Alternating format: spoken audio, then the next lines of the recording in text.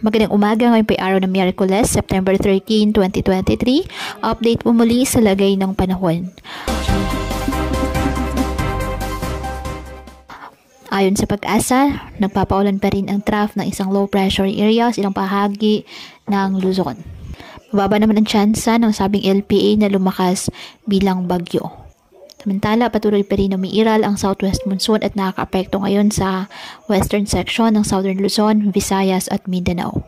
Wala naman po nakataas na gale warning sa mga baybayin ng karagatan kung kaya malayang makapumalaot ang ating mga kababayang mangingisda at may maliliit na sasakyang pandagat.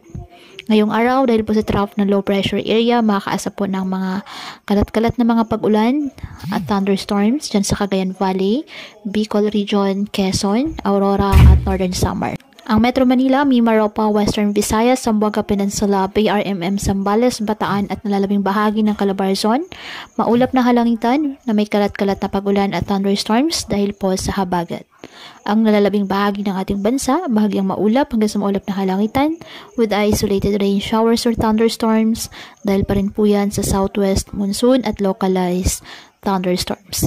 Kaya pinapayuhan ng ating mga kababayan na may maingat at maging alerto po sa mga posibleng pagbaha at pagguho ng lupa at ugaliin na magdala palagi ng payong o kahit anumang panangga sa ulan sa tuwing lalabas ng ating mga tahanan.